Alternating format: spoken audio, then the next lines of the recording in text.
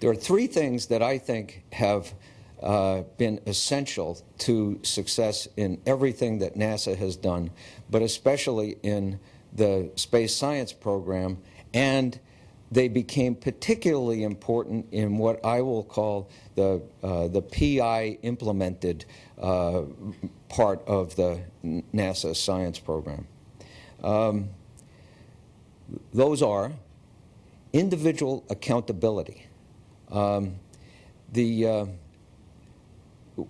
thing that I think that has been very clear to me throughout my history at NASA is that we are a people that drive ourselves harder than anyone would possibly expect.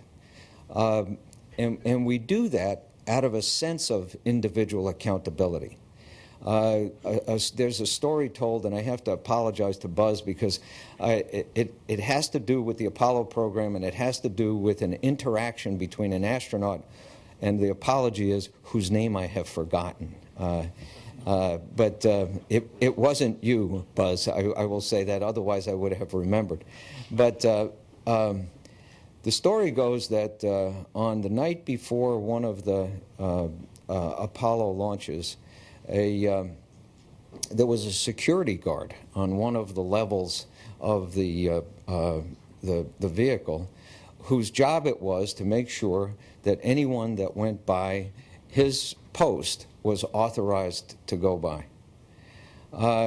And one of the astronauts had decided to walk up the vehicle and just get a sense of what it was finally going to come down to, and encountered this security guard, and he introduced himself and showed his badge, and the astronaut asked the security guard, "And so what is your job?"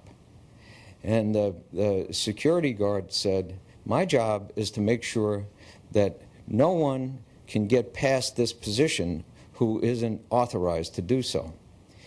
And the astronaut said, "Well, what do you think the ultimate effect of your job is?" And the security guard said, "Sir," he said, "I'm not sure what this vehicle does." He said, "I don't understand a thing about it." He said, "All I can tell you is if it doesn't work, it isn't going to be because of me." So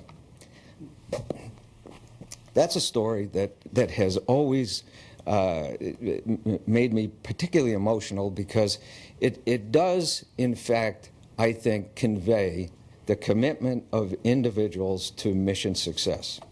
The second component of mission success is teamwork. And I'm not going to say a lot about teamwork because we all know what that's about. But there's a selflessness associated with NASA teamwork that I think that has been critically important. And it's only when we have had differences of opinion about what the responsibilities were among various members of the team that there's been some difficulty in trying to achieve mission success. But almost always I think that's resolved. The final thing I wanted to talk about, and I'm speeding up here because I'm anxious to have somebody else come up and get their part done, is communication.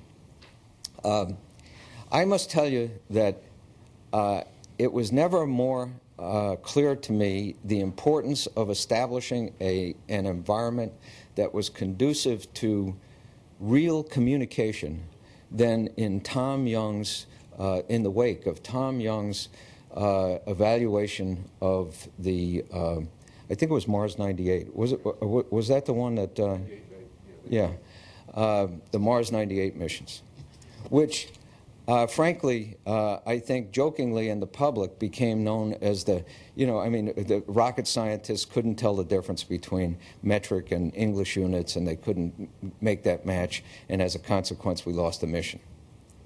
Well, the fact of the matter is, if you look at it, it wasn't an issue that was technical at all. It was an issue of communication. And in looking at it, what we found was, and what we finally had to acknowledge, was that all of us involved in the establishment of the dialogue about that mission, all of us in senior management that were involved in the communications on that mission, had established an environment that stifled absolutely critical communications, that stifled communications from technical people who saw the problem developing but couldn't bring themselves to take that message forward for fear of the consequences in dealing with their management.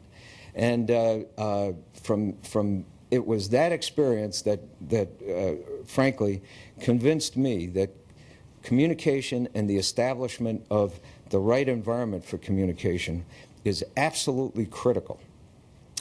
Had that communication channel been open, we may have been able to have that mission saved. And so as a consequence, I think those are the three critical elements. And